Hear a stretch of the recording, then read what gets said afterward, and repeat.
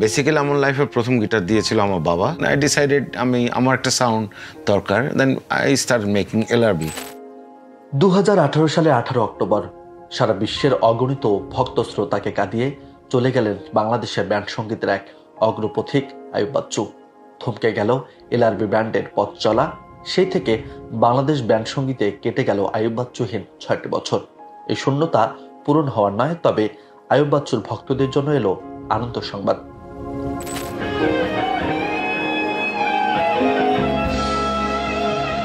মৃত্যুর আগে বেশ কিছু গান তৈরি করেছিলেন আইয়ুব বাচ্চু, কিন্তু প্রকাশ করে যেতে পারেননি। সেই গানগুলো একে একে প্রকাশ করার পরিকল্পনা নিয়েছিল আইয়ুব বাচ্চু ফাউন্ডেশন।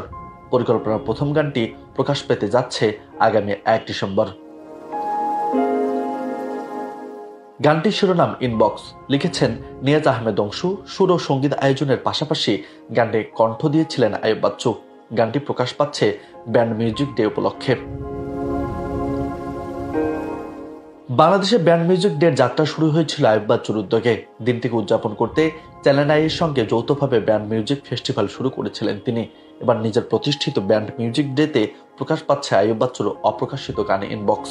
গানটি মুক্তি পাবে আইয়ুব বাচ্চুর ইউটিউব চ্যানেলে, আইটিউনস, স্পটিফাই সহ বেশ কিছু প্ল্যাটফর্মে। মিউজিক ভিডিও বানিয়েছেন সাংবাদিক, উপস্থাপক ও সুরকার তানভীর তারেক। শুধু এই গানটিই নয়, আরও বেশ কয়েকটি গান তৈরি করেছিলেন আইয়ুব বাচ্চু। বাকি গানগুলো প্রকাশ করা হবে একে একে। 1962 সালে 16 আগস্ট চট্টগ্রাম শহরে জন্ম হয় আইয়ুব বাচ্চুর। কলেজ জীবনে অগলি বয়েজ নামক ব্যান্ড সংগঠনের মাধ্যমে সঙ্গীত জগতে যাত্রা শুরু করেন আইয়ুব বাচ্চু। 1977 সালে যোগ দেন ফিলিংস, বর্তমানে নগর বাউল ব্যান্ডে। এই ব্যান্ডে ছিলেন 1980 সাল পর্যন্ত। এরপর যোগ দেন সোলসে। সোলসের অনেক গান সমৃদ্ধ হয়েছে আইয়ুব বাচ্চুর গিটার বাদনে। সোলসের সঙ্গে তিনি ছিলেন 1990 সাল পর্যন্ত। 1991 সালে 5 এপ্রিল নিজের ব্যান্ড করেন আইয়ুব বাচ্চু। নাম দিয়েছিলেন লিটল রিভার ব্যান্ড। এই ব্যান্ডের পরে লাভ রানস ব্লাইন্ড বা এলআরপি নামে পরিচিত লাভ করে। মৃত্যু পর্যন্ত তিনি ছিলেন এলআরবি দলের প্রধান।